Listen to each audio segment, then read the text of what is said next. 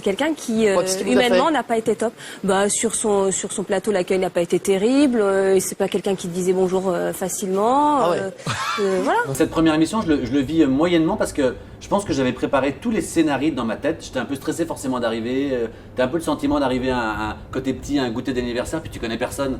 Donc voilà, t'es un peu dans ton coin. Là c'est pareil, j'arrivais, je connaissais un peu Eno et les autres je les connaissais mais pas plus que ça. Donc au début tu sais pas si tu peux tenter des vannes, pas des vannes, t'es un peu dans ton coin, t'es pas chez toi, c'est une nouvelle chaîne, t'es déstabilisé quand même.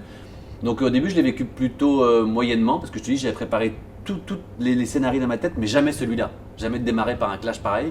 Donc je rentre chez moi le soir et je me dis je pense que j'ai fait une émission et c'est bien quoi. Je pense que oui je me dis il y aura peut-être qu'une quoi, ça s'arrête peut-être là. Allez, on fait ensemble, pas de sucre.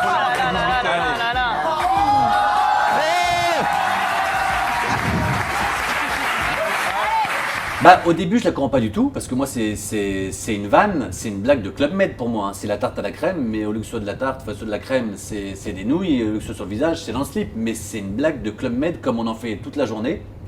Et en plus, Cyril, mais les gens ne voient pas, mais quand il est en face de toi, avant de te lancer ou quoi, il te regarde. Et il voit dans tes yeux quand même le « vas-y ou n'y va pas ». C'est bête, mais il y a un truc comme ça. Et du coup, là, il voit dans mes yeux le « vas-y, ça me fait marrer ». Loin des blagues potaches, on découvre l'exigence de l'ancien analyste financier, diplômé d'HEC, devenu producteur d'émissions et de documentaires. Celui-là, c'était sur Énergie 12, et c'est le premier doc qu'on a produit ici, et qui avait été diffusé l'été et qui a très bien marché. Pour vous dire la vérité, non, mais parce que quand j'étais sur Énergie 12, j'avais un contrat d'exclus, j'étais animateur et j'animais une quotidienne, j'avais des primes en plus, il y a eu la Starac, il y a eu plein de choses. Donc non, forcément, quand vous passez d'animateur avec, je sais plus comment je faisais, 6 heures d'antenne par jour à chroniqueur, vous gagnez moins d'argent. Mais honnêtement,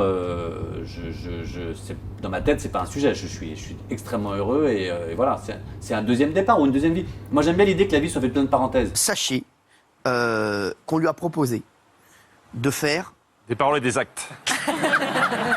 Non, Journal du Havre. pas du tout.